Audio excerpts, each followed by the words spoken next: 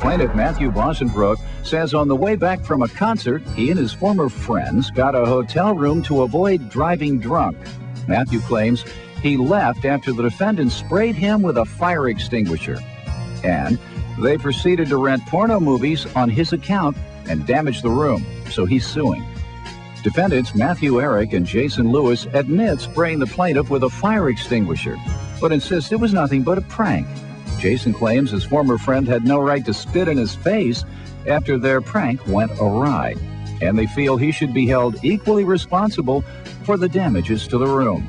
Okay, tell me how they owe you. Well, I've been friends with these guys for a long time. Memorial Day weekend, we drove up to Cleveland, go to a rock show. They had been drinking on the way up. They were drinking at the show. Excuse me, Honor, that's not entirely true. They were drinking after the show. Had several drinks. They're the only ones, right? Yeah, before he even picked us up. They were drinking excessively. What did you say? He had several before he even picked us up. We had a bottle of vodka in the car, which he matched us on. The whole way up. He drank at the show. You say you didn't drink a bit, huh? I had a few drinks at the show. A little more than a few. We did have some. But that's why on the way home, I decided that we didn't want to get pulled over. We didn't want to cause any problems. So I decided to get a hotel room for the three of us. Because you all shouldn't have been driving under that influence. I didn't want to. And I'm sure it wasn't just because you didn't want to get pulled over. It was because you didn't want to kill anyone either. Exactly. Right. I didn't want it to be a danger at all of hurting someone while you're under the influence driving. Go ahead.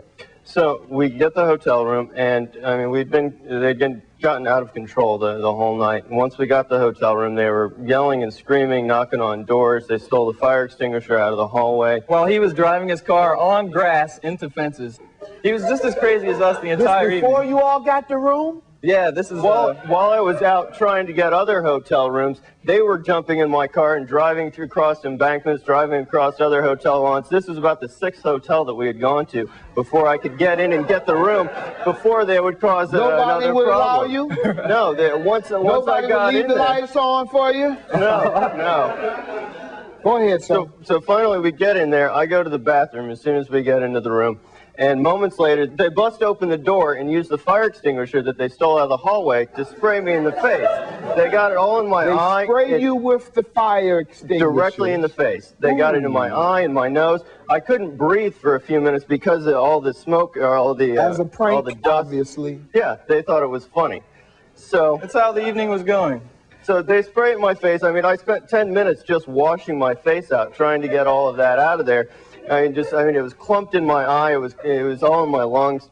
So after this, I walk out and I'm trying to just clear it out of my mouth, and I'm spitting on the floor. And Jason has a problem with that. He keeps yelling at me for spitting on the floor. There was definitely no yelling. So eventually I got sick of this. I just spit on him. So at this point, he gets real mad, and obviously he gets into a fight. We wrestle around the room for a little bit, and I decide that I'm done with this. They've caused enough damage to the room and with the fire extinguisher. I don't want any part of it because it's on my credit card. So I go back to the bathroom. I clean up as best as I could, collected my stuff, and I went down to the hotel clerk. I told him exactly what was going on, told him I was checking out, told him to call the police, do whatever you want. After that, I got in my car, drove down the expressway, pulled off just a little bit down the road. And they did whatever they want. They charged you for everything, I'm sure. Yeah, they charged me for everything. Card. Yeah, these guys, after I left, apparently they realized I wasn't coming back. They rented 5 porno movies. They broke the mirrors. They ripped the pictures off the wall. They broke the lamps. They poured beer over a chair. They poured beer over the beds. They poured beer. Was that bad? They poured so much beer on the walls that the hotel manager later told me the day after, when they came in there, the beer was still dripping down the walls. More of Judge Mathis in a moment.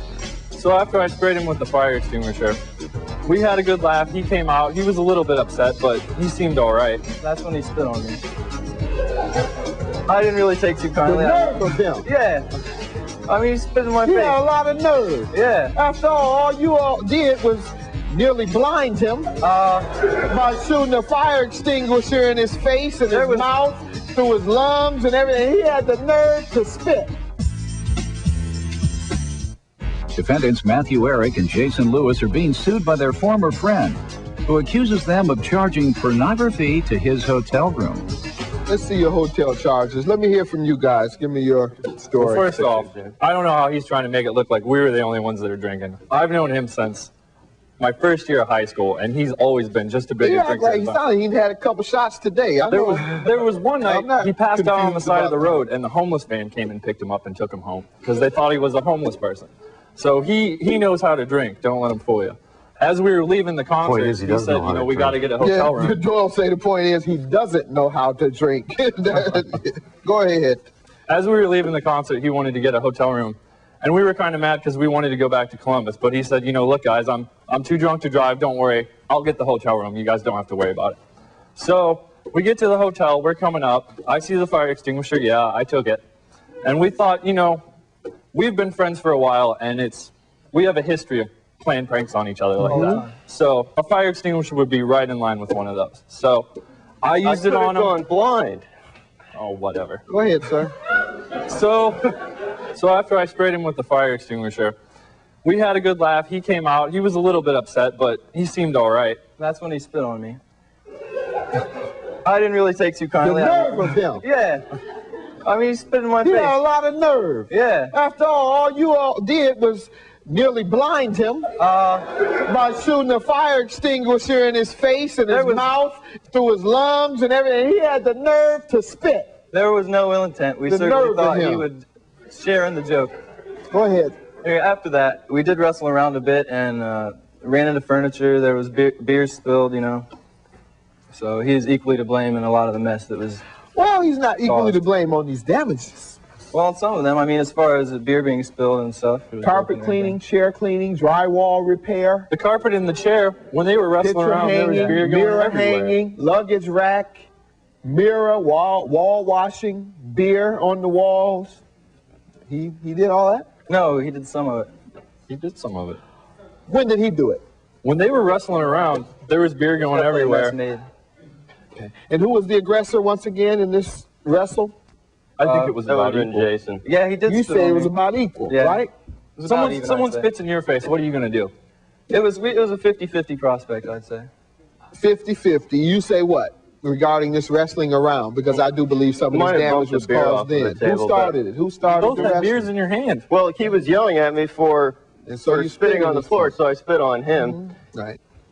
So it's certainly reasonable to assume you spit on someone, you're going to have a fight on your hands. I spit on him. So. With regard to the room charge, how much is that? There's the room charge, which is $150, which is the pornos, and the room charge. He had definitely agreed to pay for the room, separate. as he was supposed to be the designated driver.